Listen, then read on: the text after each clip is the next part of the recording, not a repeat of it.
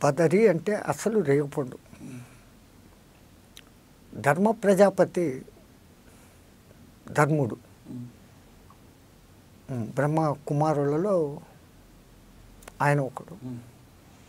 ఆయన శ్రీమన్నారాయణుడి గురించి తపస్సు చేస్తాడు. శ్రీమన్నారాయణుడు ప్రత్యక్షమై, నీకేం కావాలి, నువ్వు ప్రజాపతివి, నీవు కూడా అది ఎందుకు తపస్సు చేస్తున్నావు అంటే, నీలాంటి పుత్రులు నాకు కావాలంట. నాలాంటి వాళ్ళు నేనే తప్ప ఇంకోళ్ళు లేరు. నీ తపస్సుకు మెచ్చాను. నీకు 2 కుమారులుగా నేను పుడతాను. భవిష్యత్తులో ఒక గొప్ప కార్యం జరగబోతుంది. దానికోసమే మీరు ఈ తపస్సు చేశారు. నేను మీ కుమారులుగా పుడతాను అని ధర్ముడికి ఈ నరనారాయణులుగా శ్రీమన్నారాయణుడే పుడతారు. వీళ్ళిలా నరనారాయణులుగా పుట్టేదానికి తర్వాత కథ ఏంటి అంటే, ఒకానొక రాక్షసుడు బ్రహ్మ గురించి తపస్సు చేస్తూనే ఆలోచన చేస్తాడు. మనము ఎటువంటి వరాలు అడిగినా కానీ రాక్షస సంహారకుడైనటువంటి ఆ జిష్ణు అంటే జిత్తులమారి బ్రహ్మవరానికి భంగము కానికుండా ఎవడినైనా కానీ ఎటువంటి వరం అడిగినా కానీ చంపేస్తున్నాడు.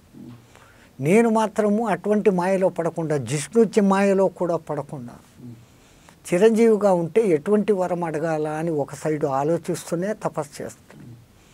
బ్రహ్మ ప్రత్యక్షం కాగానే తాను ఆలోచించుకున్న పథకం ప్రకారం ఎవరైనా ఇన్ని సంవత్సరాలు తపస్సు చేసి ఆ తర్వాత వచ్చి నాతో యుద్ధం చేస్తే, ఎన్ని సంవత్సరాలు తపస్సు చేశాడో అన్ని సంవత్సరాలు నాతో యుద్ధం చేస్తే నా శరీరం మీద ఒక్క కవచం పోవాలి, అటువంటి కవచాలు 1000 నాకు అన్నాడు.